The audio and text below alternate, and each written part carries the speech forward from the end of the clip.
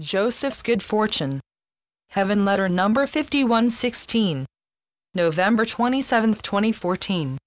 For those of my children who struggle, can you not do as you do without the struggling part? What is struggle? It is trying too hard. Do as you do and release trying so hard, and you will not be struggling. Of course, there is struggling and struggling just the way there is trouble and trouble. A broken fingernail can be trouble. Not getting a good mark on a test can be trouble.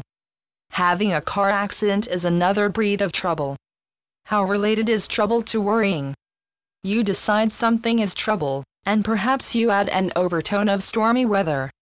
The world does not turn dark because you are anxious, yet you see it that way.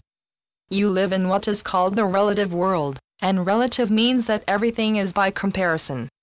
What if you didn't compare? Then, worry would leave, trouble would not claim ownership. If you could know ahead of time that all that occurs doesn't really matter, that what occurs occurs, what doesn't occur, and that all is well regardless of anything in the world of ups and downs. In that case, what would you identify as trouble and struggle? What would you refuse to admit to the entrance of your life when it has already barged in? What would you kick away? What would you dismiss when you do not as yet know where it is taking you? In one sense, there are no accidents. Then, if that is the case, everything is predetermined. In another sense, even that which seems to be predetermined can be your free will. It is not so easy to call the shots. Which one of my children knows what is providential? Which one of my children knows what is his good fortune? May I become biblical for a moment? What a terrible deed when Joseph's brothers sold him into slavery, yet, look what good fortune it turned out to be for Joseph and the world. This is a story in many forms that happens every day. Something that befalls that you resist turns out to be propitious. By the same token, something that you welcome may turn out to carry dismay or perhaps what you perceive as disaster with it. The importance of good attitude has been talked about. Some might mock optimism in the face of the unwelcome, yet which of my children has the key to an outcome? All the signs can read one way, and yet the denouement is another. What is the bright side to pessimism? Is there one?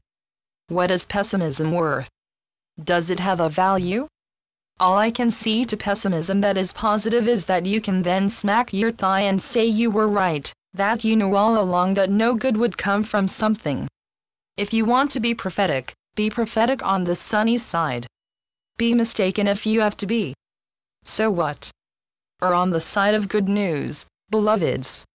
It's worth it to stave off disappointment until the end, and, even then, you don't know that the story is over. Lean toward the idea that nothing is wasted.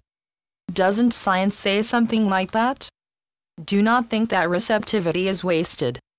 Do not think that welcoming life is wasted.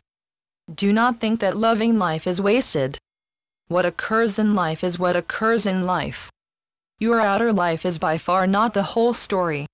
There is a stream of life that runs in an unseen stream. The world can call you a wastrel if it likes, yet the world does not know all that much. In my realm, you could be a hero. You yourself don't even know all that you are doing for the world. How, then, could anybody else know what to tag you? In the world, there is assuming and presuming. All the while, there is a basis that the world does not see very well. It is not for you to underestimate your purpose in the world and the quality of your life, nor to underestimate anyone else's purpose or quality of life. Channeled by Gloria Wendroff. heavenletters.org